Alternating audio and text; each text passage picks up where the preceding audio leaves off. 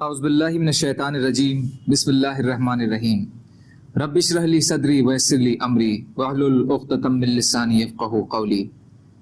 حیات الصحابہ رضی اللہ تعالی عنہم، حصہ اول، دعوت کا باب۔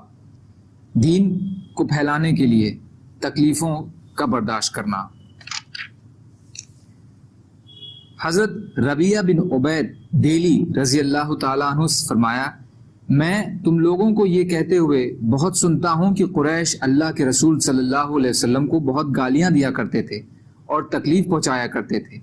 میں ان واقعوں کو زیادہ سے زیادہ دیکھنے والا ہوں۔ حضور صلی اللہ علیہ وسلم کا گھر ابو لہب اور عقبہ بن ابی معیط کے گھر کے بیچ میں تھا۔ جب آپ اپنے گھر واپس آتے تو دروازے پر اوجھڑی، خون اور گندگی کو پاتے۔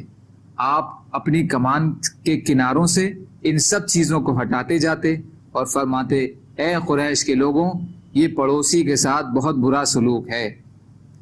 ہیثمی حصہ 6 پیج نمبر 21۔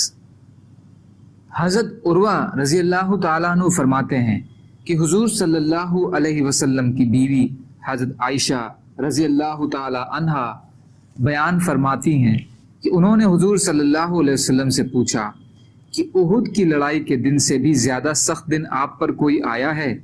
آپ صلی اللہ علیہ وسلم نے فرمایا کہ مجھے تمہاری قوم کی طرف سے بہت زیادہ تکلیفیں اٹھانی پڑی ہیں، اور ان کی طرف سے مجھے سب سے زیادہ تکلیف عقبہ یعنی طائف کے دن اٹھانی پڑی۔ میں نے طائف والوں کے سردار ابن عبد یالیل بن عبد قلال کے سامنے اپنے آپ کو پیش کیا کہ مجھ پر ایمان لاؤ اور میری مدد کرو۔ مجھے اپنے یہاں ٹھہرا کر دعوت کا کام آزادی سے کرنے دو، لیکن اس نے میری بات نہ مانی۔ میں طائف سے بڑا غمگین اور پریشان ہو کر اپنے راستے پر واپس چل پڑا۔ میں یوں ہی غمگین اور پریشان چلتا رہا، قرن ثعلب نامی جگہ پر پہنچ گیا۔ میرے اس غم اور پریشانی میں کچھ کمی آئی تو میں نے اپنا سر اٹھایا تو دیکھا کہ ایک بادل مجھ پر سایہ کیے ہوئے ہے۔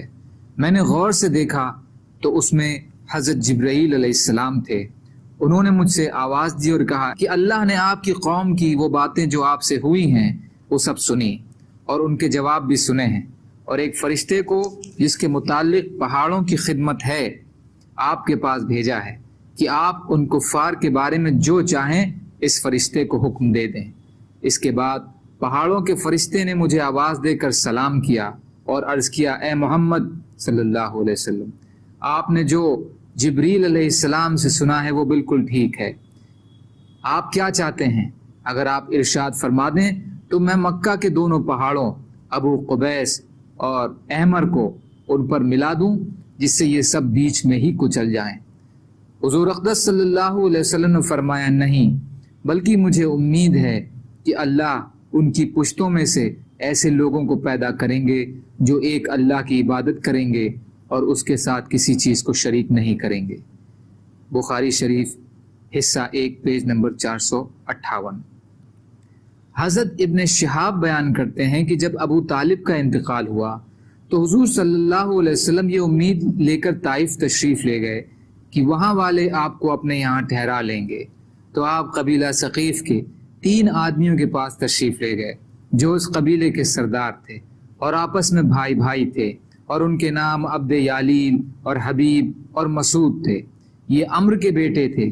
آپ نے اپنے آپ کو ان پر پیش فرمایا اور ان لوگوں سے اپنی قوم کی ناقدری اور بے حرمتی کی شکایت کی، لیکن ان لوگوں نے آپ کو بہت برا جواب دیا۔ فتح الباری حصہ 6 پیج نمبر 158۔ سبحان اللہ وبحمدہ، سبحانک اللہم وبحمدک، اشہد ان لا الہ الا انت، استغفرک واتوب الیک۔ سبحان ربک رب العزۃ عما یصفون وسلام علی المرسلین والحمد للہ رب العالمین، برحمتک یا ارحم الراحمین، لا الہ الا اللہ محمد رسول اللہ۔